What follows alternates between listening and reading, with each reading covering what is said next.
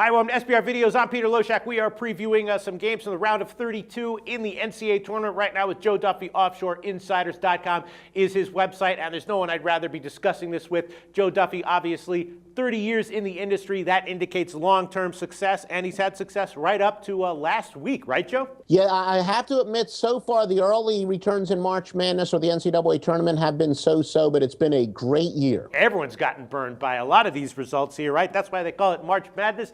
Utah and Georgetown is the second game we're going to discuss here, and you know, the favorites struggled yesterday in the tournament, but Utah and Georgetown were two teams that didn't really, you know, Georgetown got a cover, and Utah got either a push or a cover, depending on what your bet, but relative to the other favorites, they fared very well. And here, Utah, the line's out, a 4 or 4.5 point favorite, totals 124.5 or 125, and Utah, you know, the jury, maybe it's still out. I mean, the question was, is Utah going to come into the tournament and play the way they played in the first three quarters of the season, of the regular season, or the way they played in the last quarter of the regular season? Of course, they were terrible in the last quarter of the regular season, both straight up and against the spread. They weren't just, you know, winning but not covering. They were actually losing games.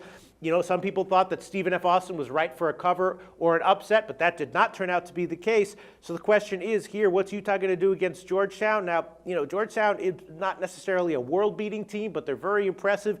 I admit that I would very much like for Utah to make a deep run in the tournament in terms of my brackets, as far as my brackets are concerned.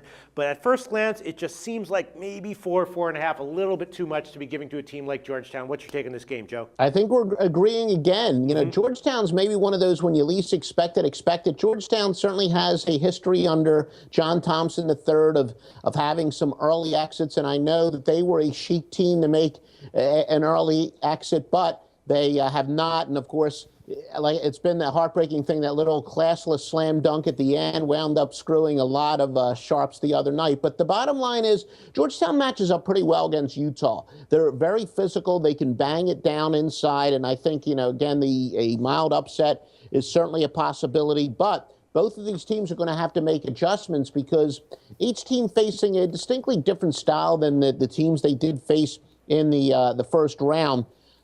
True, Georgia, you know, they're basically traveling about the same distance. Georgetown a little bit further, but each one of Utah's last few wins has been followed up by a clunker, failing against the spread by 8.5 or more in each of their last 4. So I think UCLA is going to come up short here. So just what's your take on Utah? I mean, you mentioned about how they followed up their wins with clunkers the next game. And, you know, if we were in mid-February right now, I'd be saying Utah is one of the best bets on the board because they were just winning game in and game out, and they were consistently undervalued game in and game out, even when they were a favorite. But then we saw what happened in the in the last quarter of the regular season. So, you know, you've been doing this for 30 years, Joe Duffy from OffshoreInsiders.com. When we see something like this, a team like Utah who's dominant in the first part of the season, clunker in the second half of the season, but they do have clear talent on their roster. And here we are in the second game in the NCAA tournament.